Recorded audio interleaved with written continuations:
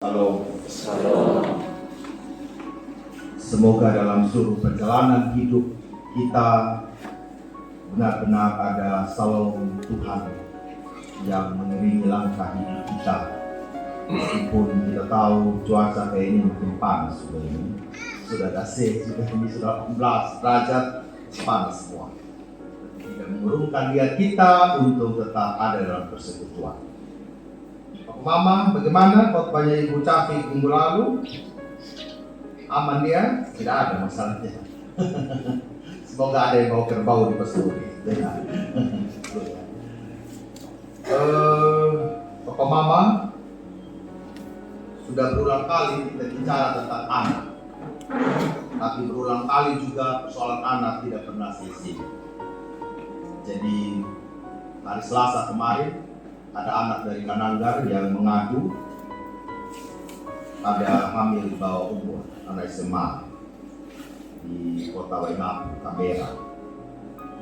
Dan persoalan terjadi. Kekerasan terhadap anak rasanya juga tidak berhenti. Data tahun 2022 bilang begini. Ada 9.588 anak mengalami kekerasan seksual. Ada 4.162 mengalami kekerasan psikis. Ada 3.746 mengalami kekerasan fisik. Dan ada 1.269 mengalami penelantaran. 2.219 perdagangan anak, 216 eksploitasi, dan yang lain-lain ada 2014. Papa Mama, ini adalah data-data yang terlapor. Bagaimana data yang tidak terlapor dan terdiam dalam kesunyian? Ini pertanyaan bagi kita.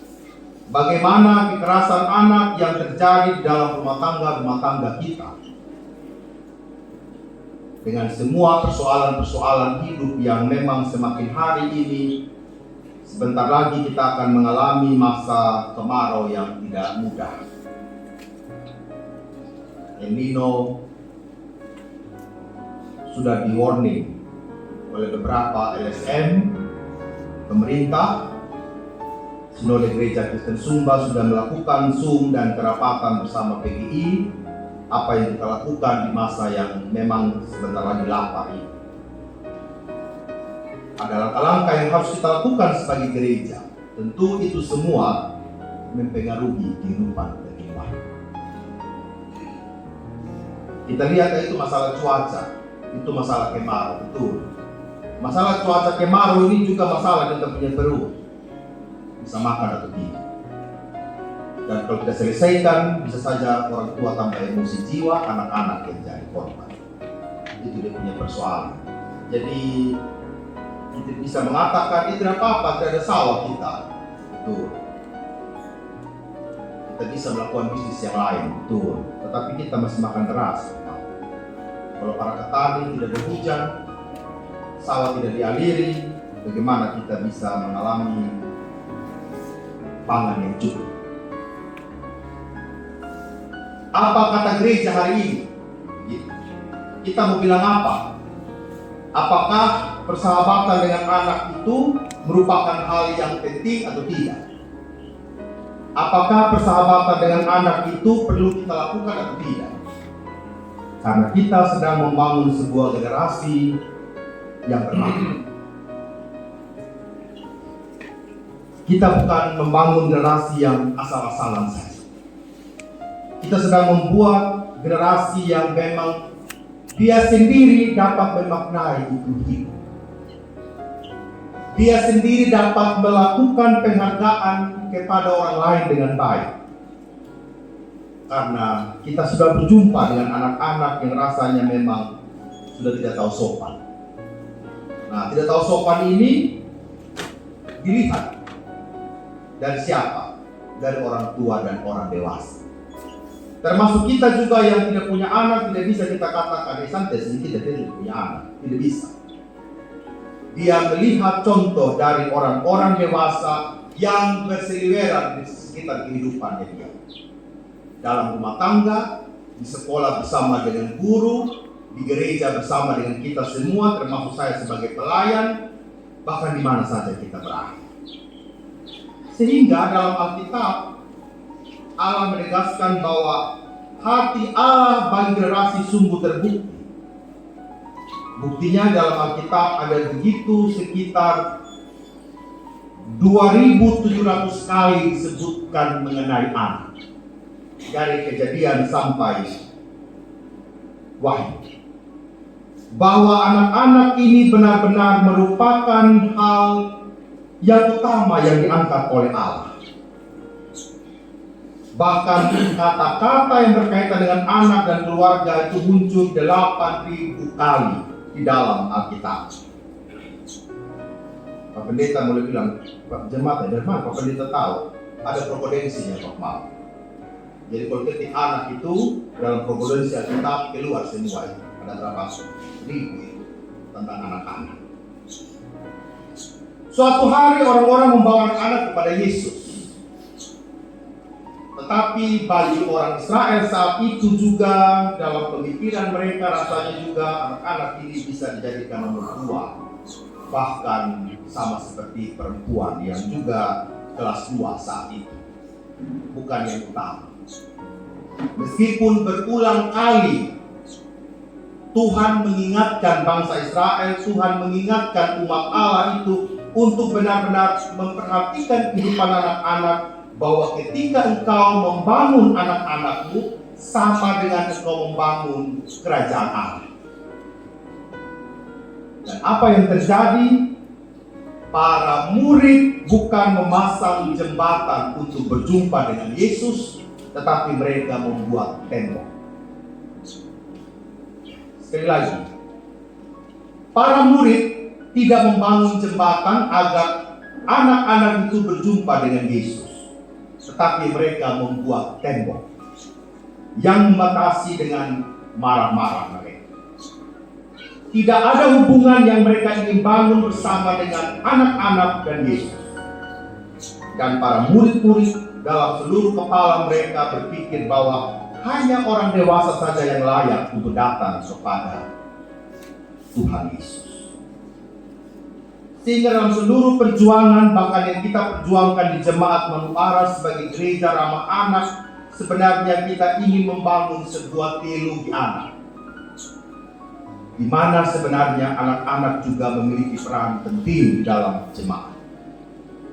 Apa yang kita lakukan bersama dengan sekolah minggu dan kebaktian remaja sebenarnya ingin membentuk seluruh pemikiran mereka bahwa anak-anak itu adalah jemaat yang memang juga harus dihidupkan keberadaan mereka di gereja.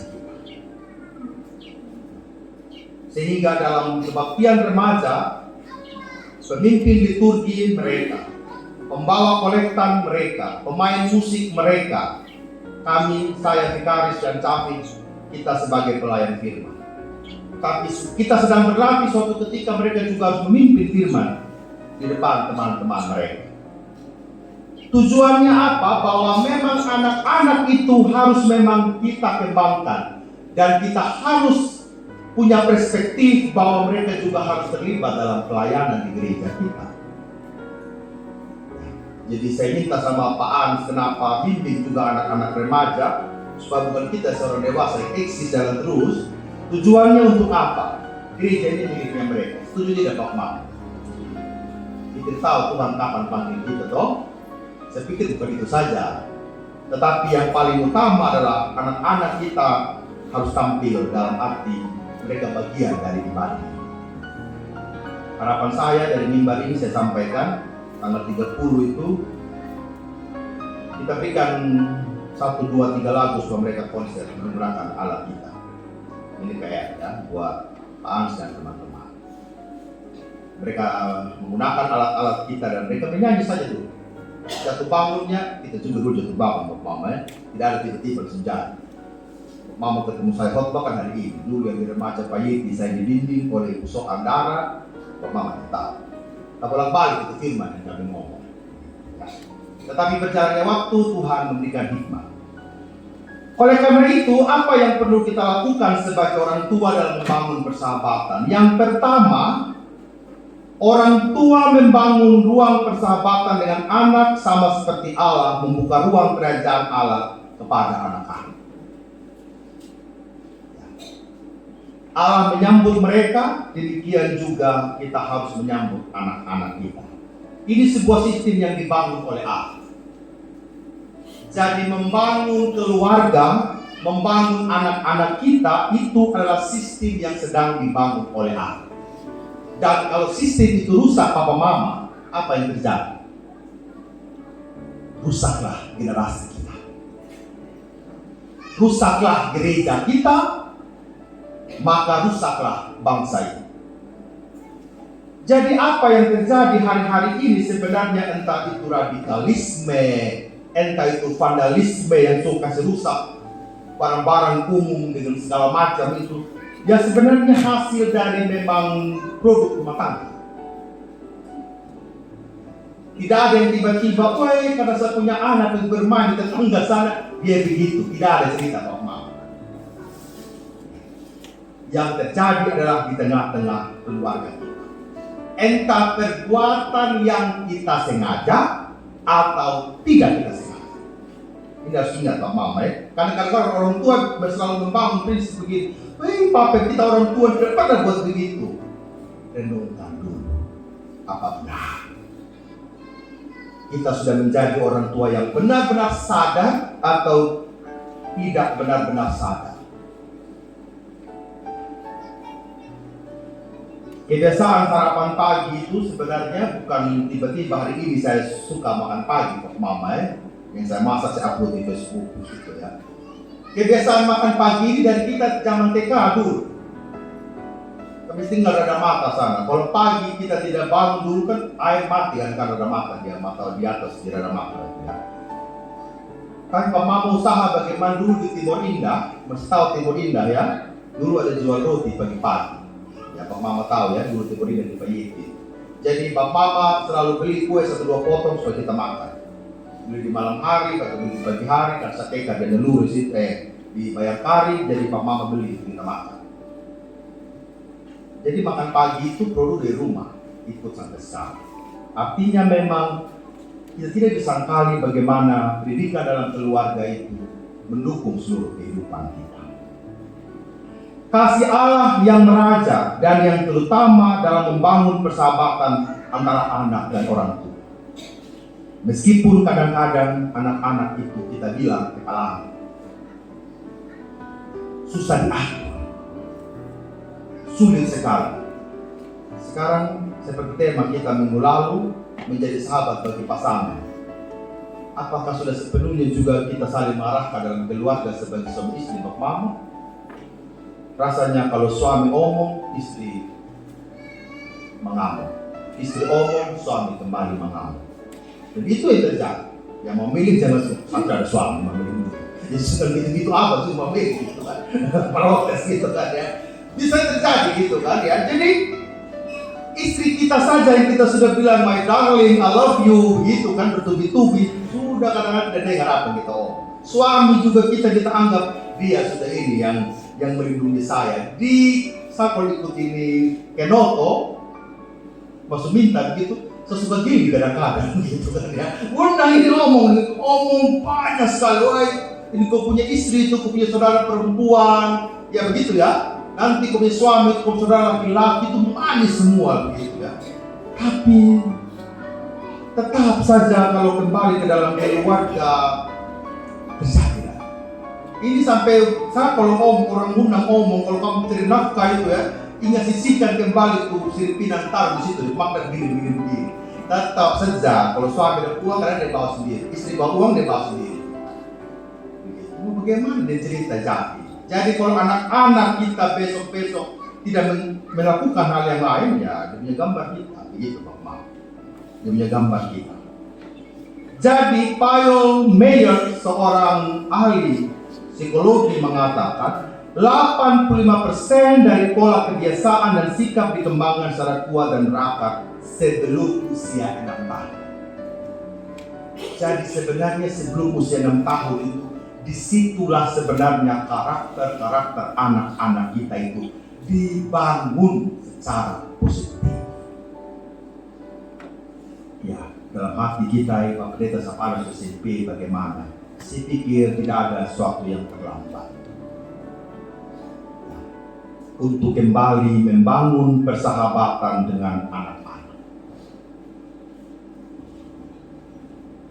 Tuhan mau membuka pintu itu bagi anak-anak. Dan saya percaya juga kalau hari ini Papa Mama sedang mengalami hubungan yang tidak baik dengan anak-anak kita. Kalau hari ini Papa Mama rasa-rasanya melihat anak-anak ini merenung dalam hati, kayaknya saya tidak pernah rela ini anak ini lahir. Sebenarnya Papa Mama dipulihkan kembali. Pandangan-pandangan itu jangan sampai menjadi kutuk dalam hidup.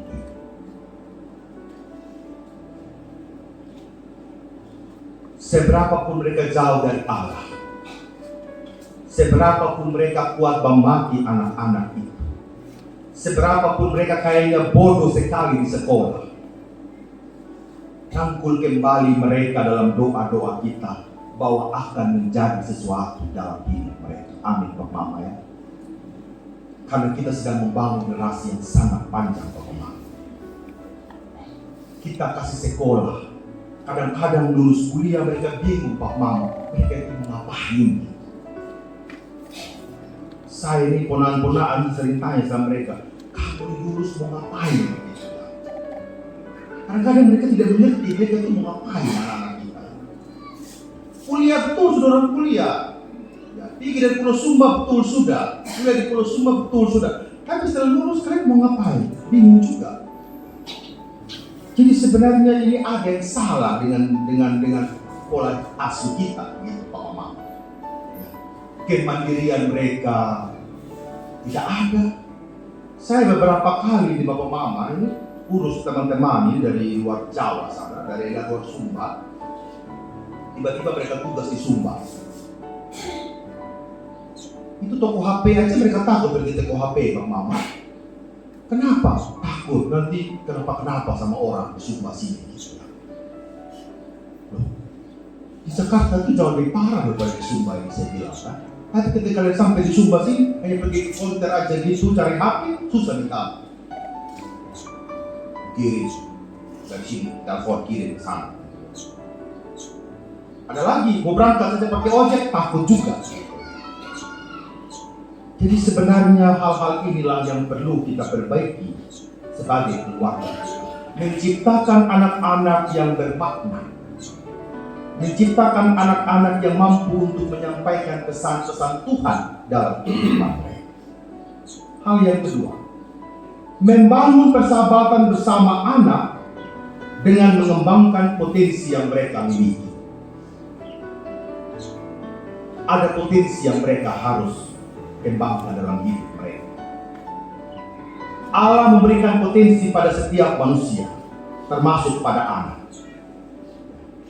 Di dalam Alkitab, Daud sebagai anak mampu mengalahkan Goliat. Ada anak yang menjadi perantara kesembuhannya Naaman di 2 Raja-Raja.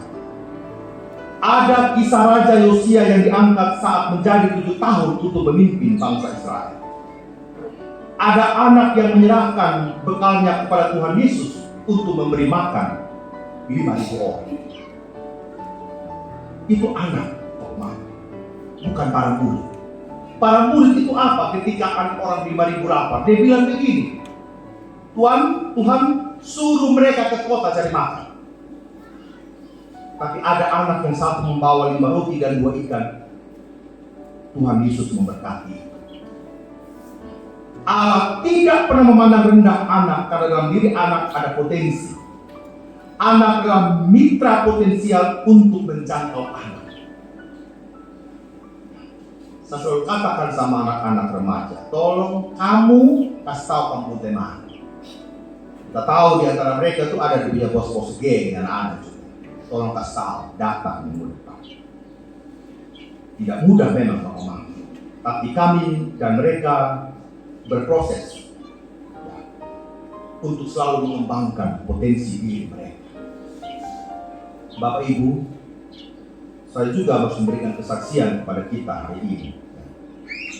Tadi pagi, kemarin juga Pak Agus Nomu telepon begitu ya. Jadi saya baca depan anak ini anak yang keempat sekarang ini lulus angkatan laut, anak perempuan.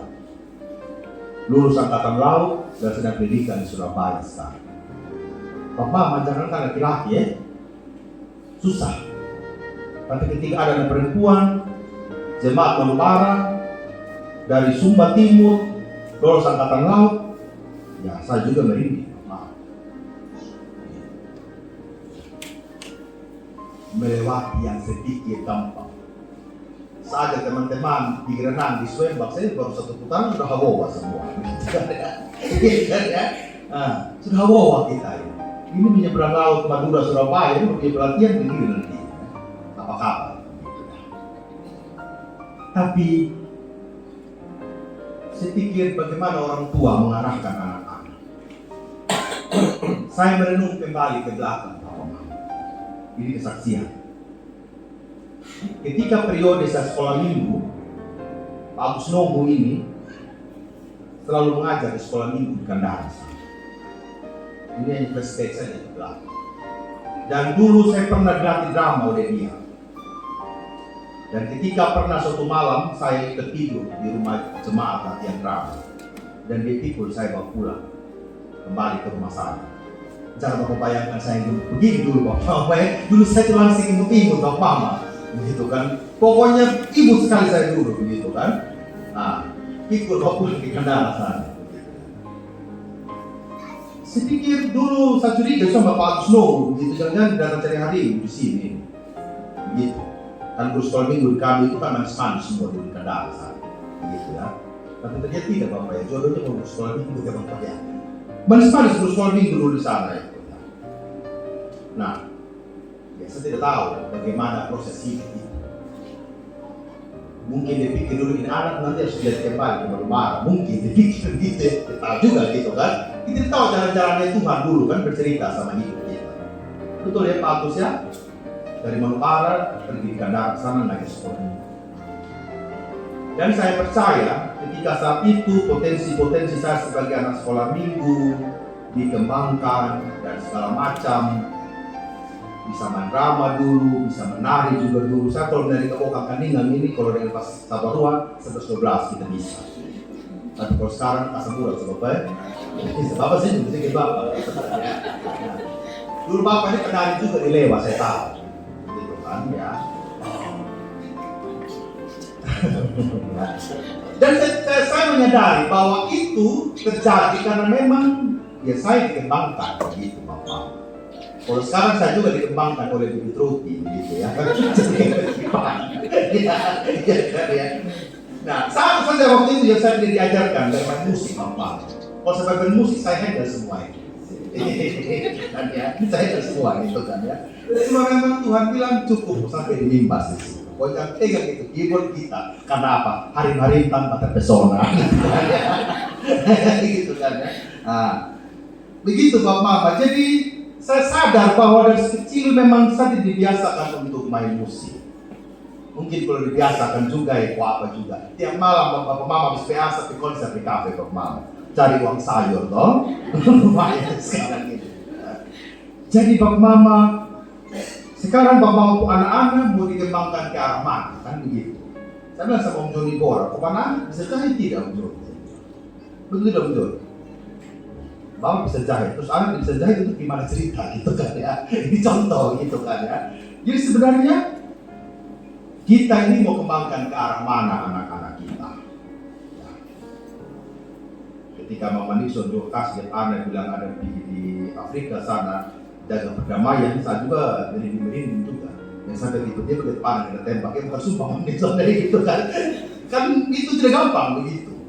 Merelakan, mengizinkan dalam situasi yang bukan baik-baik saja. Saya Saya pikir bukan karena kita percaya sama anak-anak kita, tapi kita percaya sama Tuhan. Amin. Bapak Mama melepaskan anak-anak kuliah ini, aduh, Bapak Mama, kuliah di sana ini tidak gampang juga. Saya untuk pulang dengan selamat, kalau tidak dinodai oleh gadis-gadis. Untung saya pulang kembali ke Sumba, kalau tidak tahu oleh Bapak, gitu kan? Mungkin saya sudah di layar insert, lihat di televisi, gitu kan, jadi artis gitu kan. Untung saya pulang sudah, gitu kan. Baik, Bapak Mama, kita mau jadikan apa anak-anak kita ini? Itu dulu pertanyaan. Rubah sudah itu hal-hal yang memang tidak yang tidak produktif di Manubara ini. Rubah sudah. Kembali sudah cari nafkah yang benar. Karena apa? Untuk anak-anak kita. Dapat 1.000, 2.000 tidak apa-apa Bang Mama, itu berkah. Pakai prinsip di hati. Kalau memang saya jualan 1.000, 2.000 tiap hari saya dapat, disyukuri. Ini yang harus saya kirim untuk saya punya anak. Jangan pernah mengatakan, hei saya sia-sia. Tidak ada sia-sia Mama. Kita sedang ada dalam sistem yang Tuhan sekarang. Ya, marah bolehlah kepada anak-anak. Gas sedikit itu dorang. Gitu ya. Jangan terlalu manja dia jam dorang. Gitu ya. Kalau itu prinsip, katakan itu prinsip. Jangan bermain-main dengan prinsip. Tapi kalau memang masih bisa kita diskusi karena fleksibel, mari kita diskusi. Kemarin saya punya bapak ini mesti kursi roda. Tiba-tiba bilang, beli saya motor roda 3 sama pelayan. Bapak ngomong ada waras, bagaimana sih gitu kan? Ini di kursi roda dia bilang, saya mau pelayanan, dia bilang begitu. Saya bilang begini, Bapak sudah saatnya istirahat. Itu anak-anak itu, dia sudah pilih-pilih sih. Tugasnya Bapak ini dulu berdoa supaya kami anak-anak ini berjalan yang benar dalam pelayanan. Supaya rumah tangga kami benar-benar ada juga, bukan rumah tangga kami, rumah tangga dari saya maksudnya, gitu kan, saya sudah sendiri sekarang, gitu. Benar terjadi, gitu kan. Jadi saya bilang sama-sama jadi, ingat kita ini bekerja ini, melayani, ini orang tua ada berdoa di rumah. Kalau kita tidak maknai orang punya doa, saya bilang kita juga ini sebenarnya anak-anak yang juga kurang ajar sih. Tidak memahami bagaimana hati orang tua di dalam mendoakan kita. Saya ingin tutup dengan tulisan dari Dorothy Low Nolte menulis demikian. Saya di Facebook, Mama. Jika anak-anak hidup dengan kritikan, mereka belajar menghakimi. Jika anak-anak hidup dengan kekerasan, mereka belajar bertengkar. Jika anak-anak hidup dengan ketakutan, mereka belajar jadi penakut. Jika anak-anak hidup dengan kasihan, mereka belajar mengasihani diri sendiri. Bukan dengan kasih ya, dengan kasihan ya. Jika anak-anak hidup dengan ejekan, mereka belajar menjadi pemalu. Jika anak-anak hidup dengan dipermalukan, mereka belajar rasa bersalah.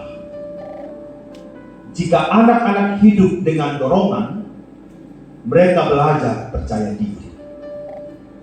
Jika anak-anak hidup dengan toleransi, mereka belajar sabar. Jika anak-anak hidup dengan penerimaan, mereka belajar untuk mengasihi. Jika anak-anak hidup dengan direstui, mereka belajar untuk menyukai diri sendiri.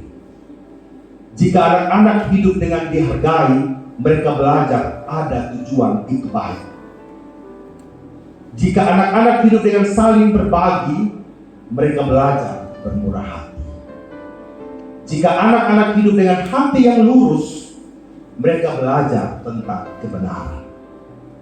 Jika anak-anak hidup dengan keadilan, mereka belajar untuk adil.